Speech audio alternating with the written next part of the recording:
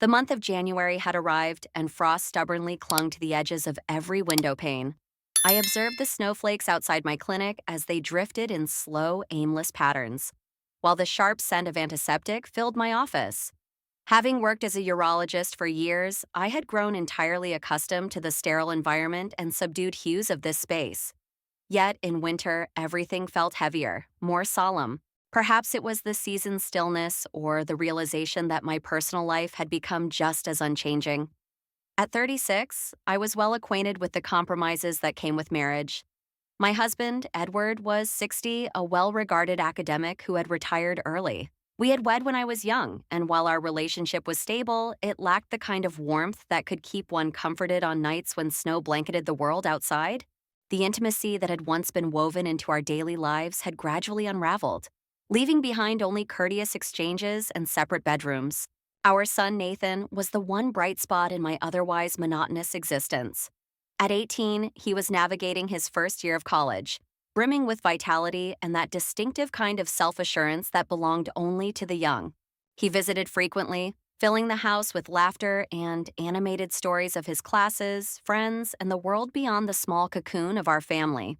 That evening, when I arrived home, I found him seated at the kitchen table, a book spread open in front of him. His dark hair, tousled and unruly, caught the warm glow of the overhead light. As I stepped in, he looked up, his blue eyes lighting up with recognition. "Hey, Mom," he greeted me, his voice carrying a gentle warmth that never failed to make my heart ache just a little. "Hi, sweetheart," I responded, shrugging off my coat before pouring myself a cup of tea. "How was your day?" We conversed as I moved about the kitchen, his words flowing easily as he shared details about campus life, his professors, and the peculiarities of dormitory living. I found myself laughing more than I had in weeks, relishing the happiness his presence brought. Yet, as our conversation began to wane, I noticed something, a lingering gaze, his eyes resting on me just a fraction too long. It wasn't the first time I'd caught it. Over the past few months, there had been fleeting moments when I'd felt his gaze on me, studying me in a way that sent my pulse racing and my thoughts scattering. Each time I dismissed it, convincing myself that it was merely my imagination.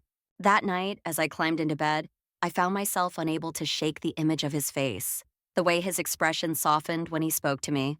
I pushed the thought aside as quickly as it surfaced, willing myself to focus on the ordinary.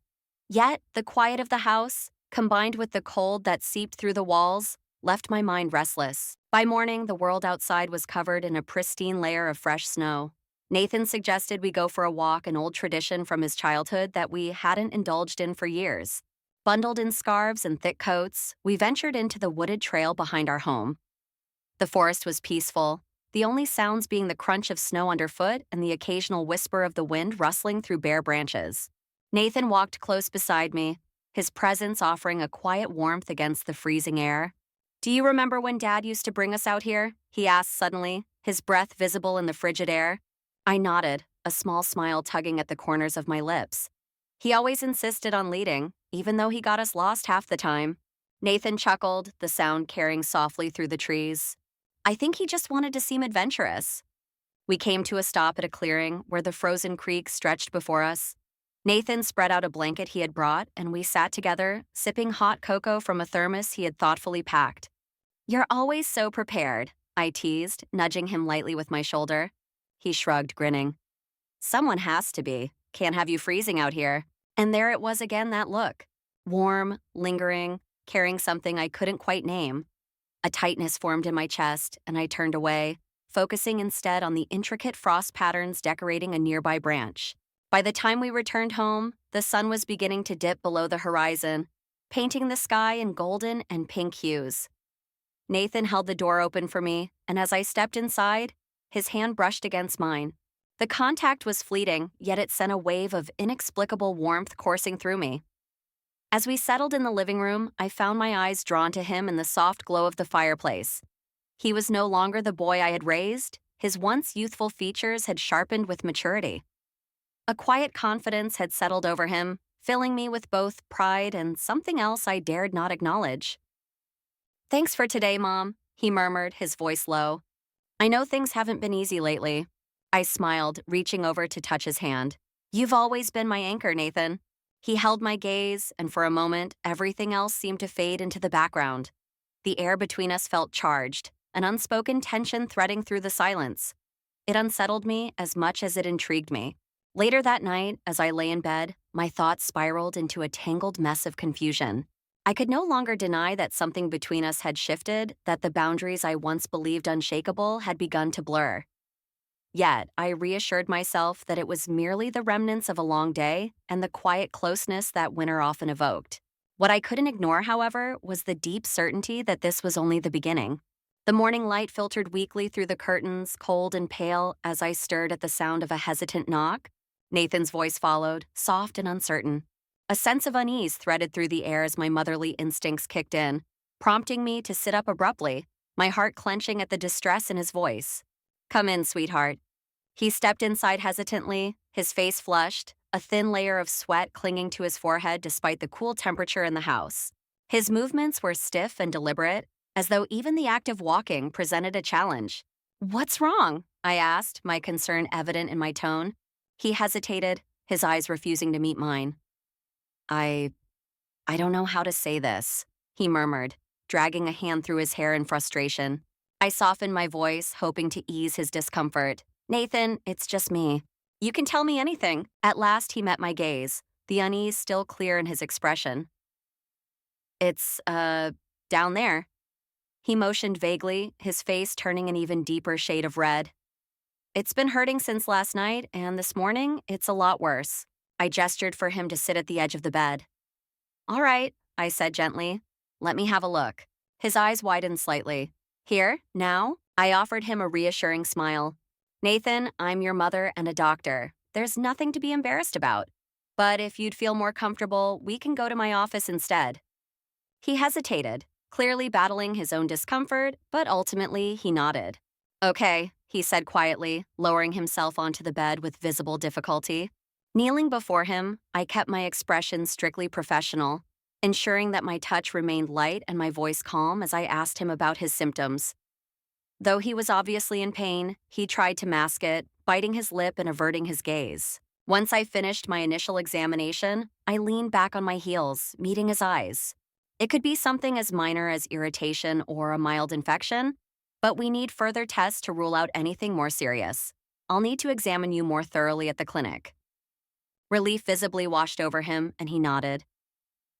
"Thanks, Mom. I wasn't sure who else to ask." "You did the right thing," I assured him warmly.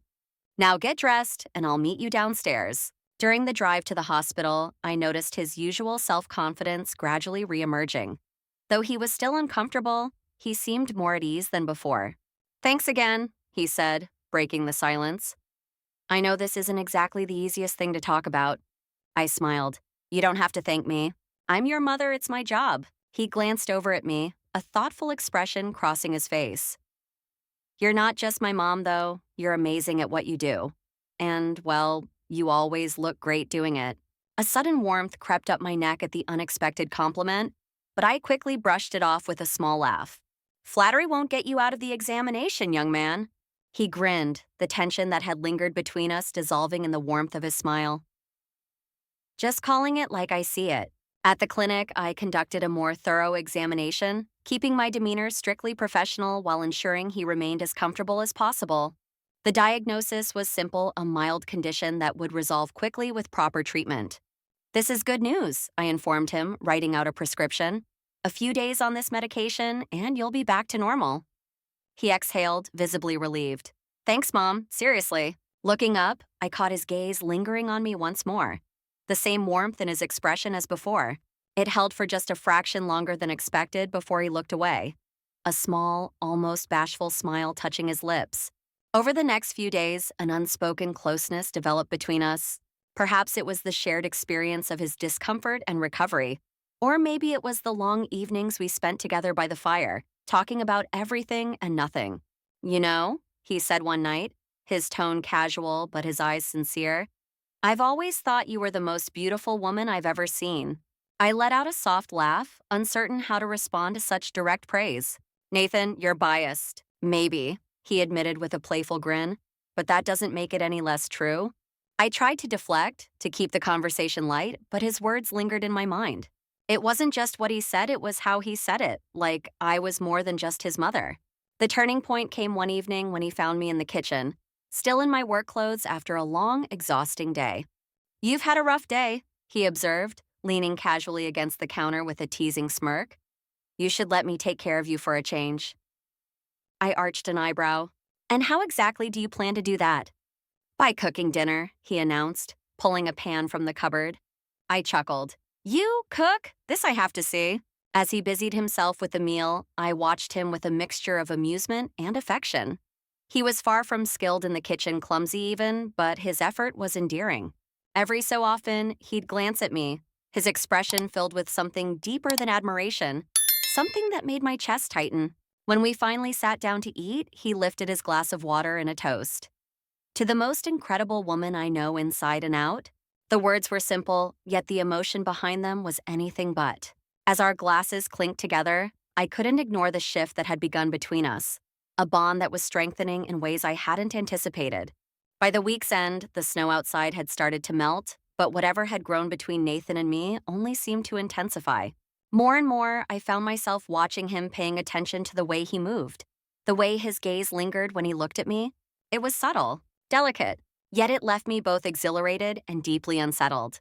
For the time being, I reassured myself that it was enough to simply let things unfold. The weeks slipped by in a quiet rhythm, each day seamlessly blending into the next. Yet, Nathan's presence introduced a fresh vibrancy into my world. He filled the house with laughter, thoughtful surprises, and conversations that made me momentarily forget the harsh bite of winter. Outside the home, he carried himself with a maturity beyond his 18 years, steady, reflective, and always eager to lift my spirits. It was evident in the way he would gently brush my hair aside, his touch filled with unspoken tenderness, or in the way his compliments always felt genuine, as though they came straight from the heart. The playful looks exchanged between us became more frequent, charged with an unspoken depth.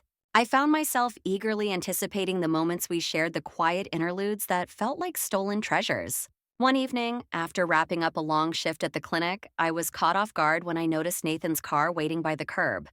He leaned casually against the driver's side, effortlessly handsome in his dark coat, the street lights casting a soft glow over his features.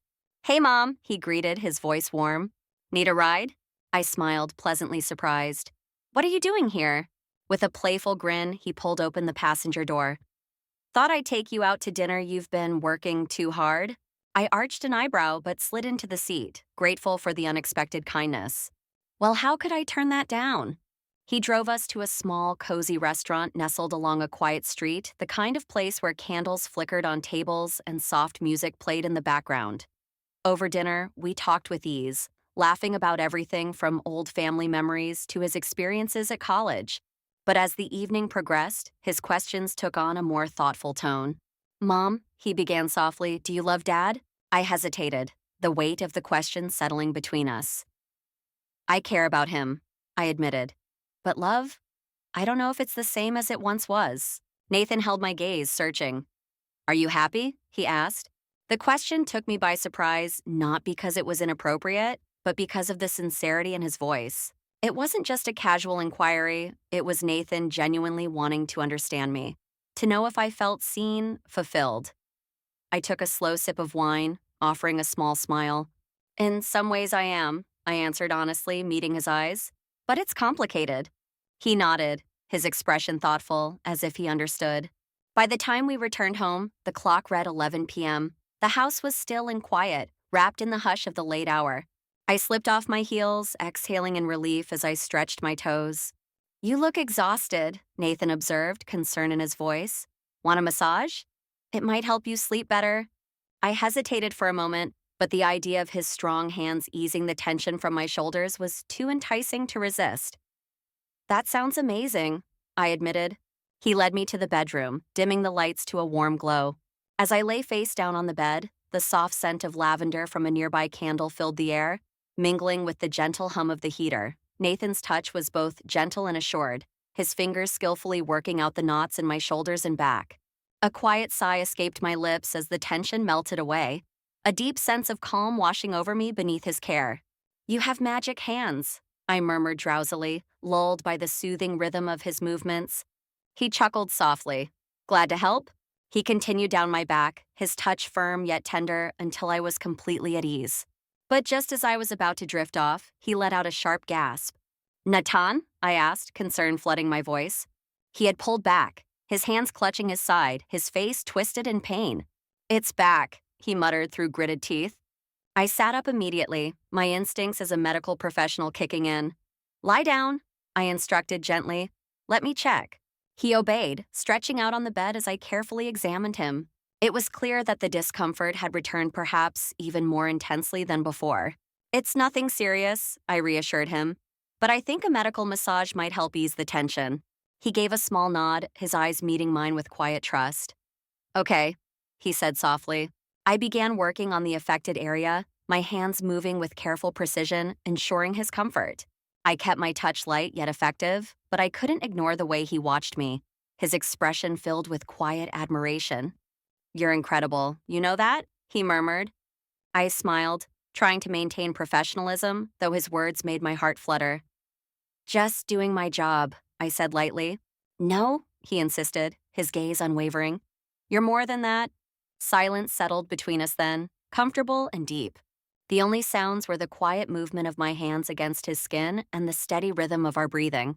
When I finally finished, I sat back, studying him with a mix of affection and concern. How do you feel now? Better, he murmured, his voice barely above a whisper. Thanks, Mom. Always, I replied softly, brushing a strand of hair from his forehead. For a moment, we simply held each other's gaze, the connection between us profound yet unspoken. It was something delicate, something beautiful, and though I didn't know where it might lead, I wasn't afraid to let it be. I was certain of one thing: Nathan had become the brightest part of my existence. He bent down, gently pressing a lingering kiss to my temple before stepping back. His gaze stayed on me, his eyes soft, filled with an unspoken sentiment. Good night, Mom, he murmured quietly, his voice carrying a weight that lingered long after he left the room. Good night, sweetheart, I responded, watching him leave, the door clicking shut behind him. The room grew colder in his absence, the soft lavender scent from the candle still hanging in the air. I lay back against the pillows, staring at the ceiling as my mind swirled with a mix of emotions I couldn't untangle. What were we becoming? The closeness between us had undeniably grown comforting, but it also left me feeling unsettled. There was a warmth in his presence, an attentiveness that filled a void I hadn't realized was so vast. Yet the very intensity of our connection made me question everything. The roles, the boundaries I had once believed were unbreakable. The soft light of morning broke through the curtains, coaxing me awake. I stretched lazily, the tension of the previous night still faintly clinging to my thoughts. As I turned over, my eyes landed on the bedside table and my breath caught. A bouquet of flowers sat there, vibrant and delicate, their petals a mix of soft pinks and whites. Beside them lay a small handwritten note in Nathan's familiar script. Thank you for the treatment. I liked it. A warmth spread through me, easing the last remnants of unease that had settled in my chest. I picked up the note, tracing the letters with my fingers. His gesture was simple, yet so thoughtful, filling me with a quiet joy I hadn't felt in years. I held the flowers to my face, inhaling their sweet scent before gently placing them back in the vase. When I came downstairs, Nathan was already in the kitchen, his back to me as he worked at the stove. He glanced over his shoulder when he heard me, flashing a grin. Morning, Mom. Did you sleep well? I hesitated, unsure how to respond. I tried, I admitted with a small smile. Well, maybe this will help, he said, gesturing to the counter where plates of pancakes, eggs, and fresh fruit were laid out. You're spoiling me, I teased, though my heart swelled at his effort. He shrugged, his grin widening. You deserve it. As we ate, the conversation flowed easily. Nathan's charm seemed effortless, and he had a way of making me laugh that eased the lingering tension I carried. But beneath the lightheartedness, there were moments when his gaze lingered on me, his expression softening in a way that made my pulse quicken. Did you like the flowers? He asked suddenly, his voice lower, more serious. They're beautiful, I said, meeting his eyes. Thank you, Nathan. It was such a sweet gesture. His lips curved into a warm smile. Good. I just wanted you to know how much I appreciate everything you do for me. Later that day, I found myself unable to focus on my usual tasks. Nathan had left for the library, giving me some space, but my mind refused to settle. I replayed the moments from the night before, and that morning the tenderness in his actions. The way he seemed to see me not just as his mother, but as a woman worthy of care and attention. It was both exhilarating and terrifying. That evening, as we settled into our usual routine, Nathan suggested we watch a movie together. Your choice, he said, handing me the remote. As we settled onto the couch, I picked something lighthearted, hoping to keep the mood easy. But as the film played, I became acutely aware of him beside me, the warmth of his presence, the subtle way his arm brushed against mine. At one point, he leaned in closer, his voice a soft murmur. You're really beautiful, you know that? I turned to him, startled by his words. Nathan? I mean it, he said, his gaze unwavering. You're always so focused on everyone else, your patients, the house, everything. But you deserve to feel seen too. His words left me speechless, a mix of gratitude and unease swirling in my chest. Thank you, I finally whispered. He smiled, and for a moment, the world outside seemed to fade, leaving only the two of us in the soft glow of the living room. As days turned into weeks, Nathan's gestures became more frequent, small acts of thoughtfulness that reminded me how much he cared. A fresh cup of tea waiting for me when I returned home from work, a playful note left on the bathroom mirror, even spontaneous outings to cheer me up. The bond between us deepened, the teasing glances and quiet conversations carrying an intimacy neither of us dared to fully name. One evening, as I sat at my desk catching up on paperwork, Nathan appeared in the doorway. Taking a break isn't going to kill you, he said with a grin, holding up a plate of cookies. I laughed, shaking my head. You're relentless. Someone has to look after you, he quipped, setting the plate down beside me. As he leaned down, his hand brushed against mine, and I felt that familiar spark, the one that both thrilled and frightened me. That night, as I lay in bed, I stared at the ceiling. The silence of the house pressed in around me, my thoughts drifting back to Nathan the way his attention made me feel alive in a way I hadn't in years. But with that exhilaration came a weight of uncertainty, a quiet voice reminding me of the delicate line we walked. For now, I told myself I would focus on the present, the moments of joy and warmth that Nathan brought into my life. Whatever came next, I knew one thing for certain. He had become the light in my winter,